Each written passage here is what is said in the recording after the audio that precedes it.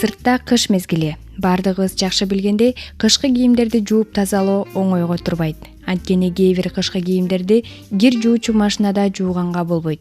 Андыктан колдо туура жууп тазалоо туурасында бүгүнкү пайдалуу кеңештирмөгүнөн уга аласыздар. Айымдардын норка шуубасы. Мындай шуубаны жууда эң башкысы жылтыратуу керек. Ал үчүн 1 литр кайнак сууга 100 грамм чочконун же балыктын майын, 10 грамм самынды салып аралаштырасыз. Пайда болгон аралашмага 12 тамчы нашатыр спиртин кошосуз. Андан соң суюктукту 35 градус температурада муздатып алып, шуубага кист менен сүйкөсөңүз, шуубаңыз алгачкы калыбына келип жалтырап калат. Ал эми түлкүнүн терисинен жасалган шуубаны 1 чай кашык нашатыр спирти менен 3 чай кашык тузду жарым литр сууга кошуп аралаштырасыз. Ага марлени нымдап алып тазаласаңыз болот. Ал эми кундуздан жасалган шуубаны кургак ысык кум менен тазаласа болот. Кумду шуубага сээп, алаканыңыз менен сүртөсүз. Кир болгон кумду алып таштап, кайра жаңы кум сээп алмаштырып турасыз. Жыйынтыгында шуубаңыз жылтырап өңүнө чыгат. Күрмө. Деги эле баардык кышкы кийимдерди жууда аны эмнеден жасалганына көңүл буруу шарт. Күрмөнү кир жуучу машинада да, колдо да жууй берсеңиз болот. Бирок суунун температурасы 35 градустан ашпашы керек. Ал эми андагы ар кандай тактарды кетирүү үчүн кадимки тальк жардамга келет. Аны куртканын так болгон жерине жука кылып сээп, үстүнө жумшак кагаз же болбосо жумшак жүз арчы коюп үтүктөйсүз. Жыйынтыгында кагаз такты өзүнө сиңирип алат. Андан соң куртканы кир жуучу самын менен жуусаңыз болот. Ал эми булгары күрмөнү болсо самын аралашмасына губканы малып алып тазалап, кагаз жүз арчы менен сүртсөңүз болот.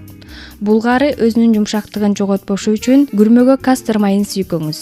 Майдын тагы болсо бензинге марлени малып алып, тыкандык менен тазалап, таза нымдуу чүпөрөк менен аарчыйсыз.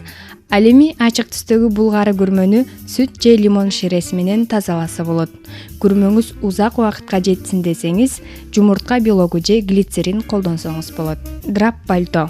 Драп бул оор жүн кездеме болгондуктан мындай пальтону жууда этикетикасына көңүл буруңуз. Анда жууш керекпи же жокпу, кандай температурада жууш керек, үтүктөгөнгө болобу, баары жазылган. Ал болбосо төмөндөгү кеңештерге назар салыңыз.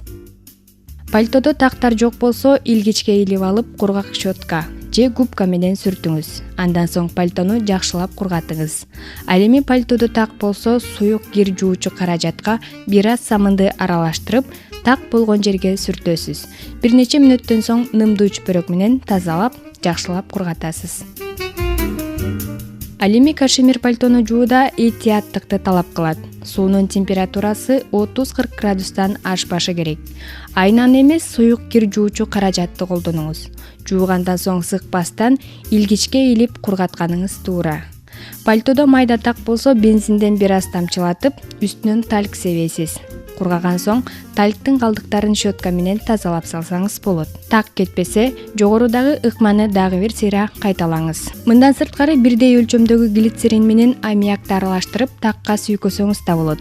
Андан соң суу менен жууп, кургак чөпөрөк менен сүртүп саласыз. Пуховик. Пуховикти жууда айна колдонбоңуз, анткени айна кездеменин сапатын жоготот. Суюк кир жуучу каражаттар менен аны колдо да, кир жуучу машинада да жуусаңыз болот.